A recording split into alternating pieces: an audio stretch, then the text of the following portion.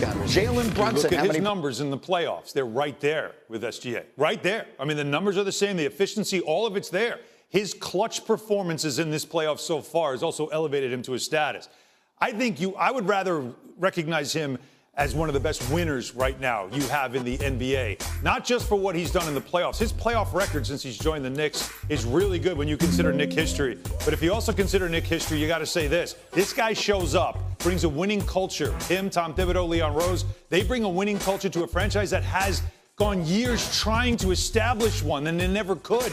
So to me, he is at the epicenter of winning. And isn't that, Marcus, come on, one of the best compliments you can give an NBA player is the guy's a winner. I don't know how to quantify Jalen Brunson. Like, no one is sitting, he's brilliant. He is as effective, as vital a part of winning as any of the superstars we talk about. And yet, if you say to me, is he on the level with a guy like Anthony Edwards? It's very hard for me to put him there, but I'm not exactly sure why. What are the right things to say about Jalen Brunson? Man, he's a winner, and I have to go back to that. Like, I think just because of his size and the things that he's done is, like, very impressive, right? Like that has to get him up there to, you know, being in that conversation.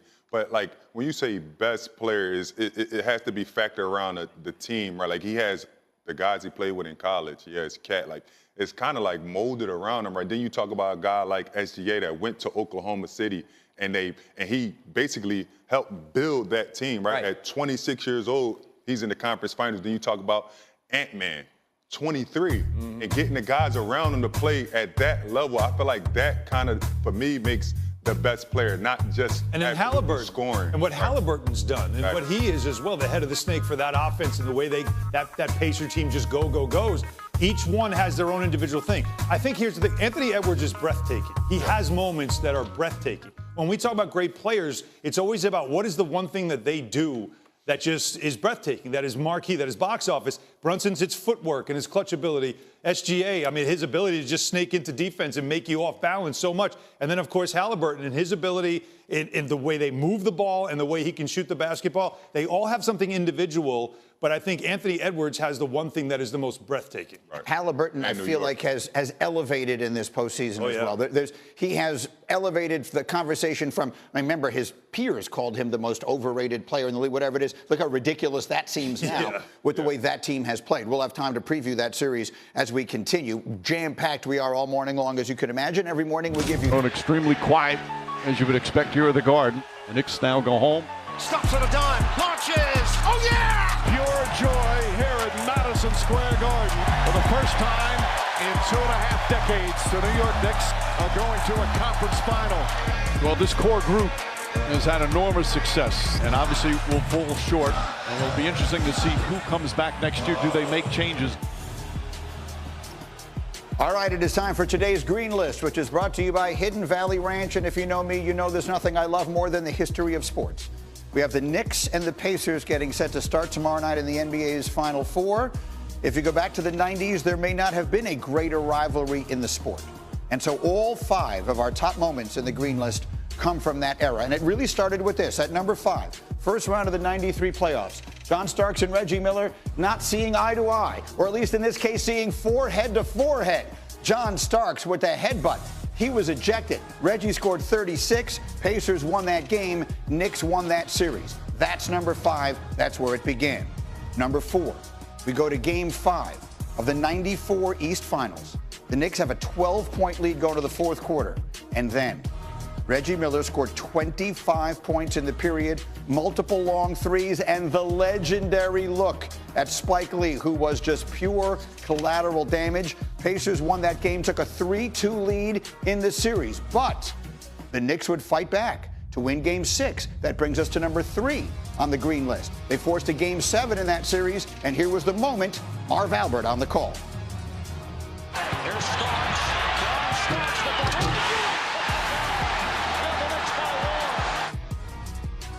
Patrick Ewing with the putback.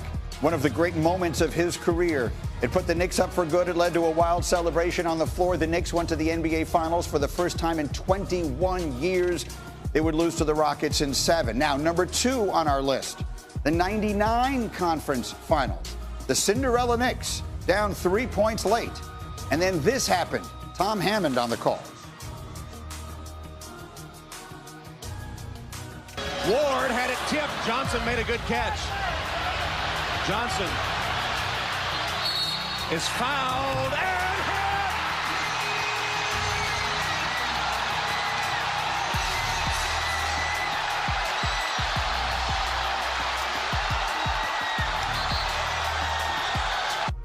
Ewing in street clothes. Bird on the opposing bench as the coach of the Pacers. Pandemonium on a 4-point play for Larry Johnson.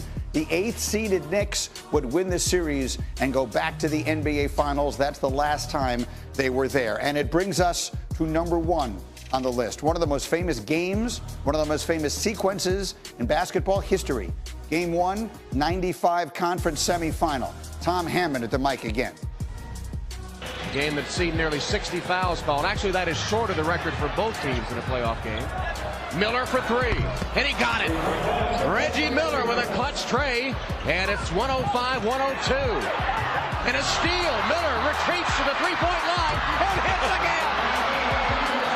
Tie game. Reggie Miller with 2 3-pointers in 5 seconds. Knick fans will forever say he pushed off before he stole that ball and hit the second 3. Didn't matter.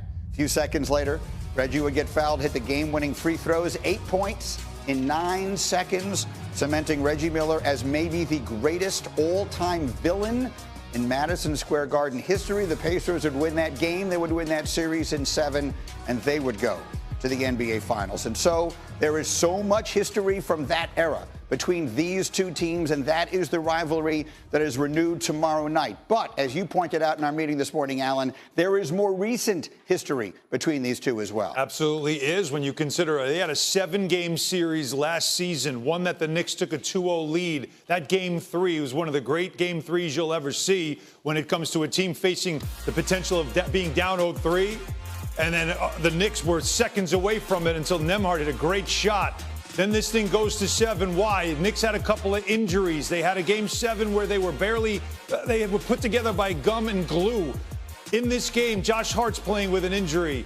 But you saw Tyrese Halliburton give you a little bit of that Reggie Miller feel. Walked in the building, into Madison Square Garden for a Game 7 wearing that shirt with Reggie Miller with the choke sign, and he put up a great performance at 6 threes in that game. Talking to the crowd, was that his moment that he became a Garden villain? Advantage Indiana coming off of last season. These are two teams that weren't supposed to be here. All year long, we were talking about Boston and Cleveland in the Eastern Conference Finals. Funny thing happened on the way to this point. It's the Knicks and the Pacers. And here's what Stephen A. Smith was saying yesterday about the Pacers coming back to Madison Square Garden. There is a different flavor, a different vibe that forces the opposition at times to shrink, okay? And I believe that that is what is going to happen in this series when it counts most. It's interesting, really, right? Madison Square Garden is the biggest stage in the sport. For as bad as the Knicks have generally been for the last quarter of a century, it does remain, like they'll say, it's like playing Broadway. And I think it's sort of, it separates players, has been my experience watching it. There are some guys who love it, who rise to that. And there are some, as Stephen A. is saying, who do shrink on that stage. Yeah, man, the Garden, like, I had a small stint there, right? We didn't make the playoff, but the one thing that I admired is every night is sold out. Every night is sold out, so you have to come. Like, these fans are into every game. But this stage right here is like, it's immaculate. Like, having all the superstars on the front row and like having all the Knicks greats just come out, like it's a different feeling. But as a player, if I'm Tyrese Halliburton, if I'm Pages, if I'm Siakam, I want to play my best. This is what I've been waiting for right here, to implement my name as one of the greatest Indiana Pacers, to go into the Garden right now, and when everybody counted us out and be able to win this series. Like, how do you look at the Indiana Pacers after that? Well, yeah, go. He has had brilliant games in the Garden, and he has had terrible games. So about Halliburton. Yeah, Halliburton. Yes. Right. Because I think it's everything with him, right? It all starts with him, because the crowd already feels a certain way about him, and they are giving him a little bit of that Reggie Miller treatment that only, if you think about it, since Reggie Miller, only Trae Young has felt this. Yeah. Only he has felt this, but Tyrese Halliburton starting to. His game 1 in that series last year, awful. His game 2, brilliant. Right. He hit 7 threes. His game 5, the Knicks took a 3-2 lead in the series. His game 5, he was terrible in that game. I mean, really bad, but his 7, that is the one that you wonder, does he build off of that knowing I've had success in this building, I've clinched a series in this building, and does he generate more of that Reggie Miller energy in this series and turned it into even more drama like we remember from the 90s? So I want to give credit to our man, Brian Windhorst. So at the very beginning of the playoffs, literally the day the playoffs were starting, all of our analysts will send in notes. I was reading his notes, and his notes on Indiana were, this is a title contender hiding in plain sight. Because they got off to such a bad start this season, they were never one of the top seeds. They were never taken as seriously as they should have been. Yeah. Going back to the beginning of January, they have been as good as any team in the East, maybe as good as any team in the NBA, or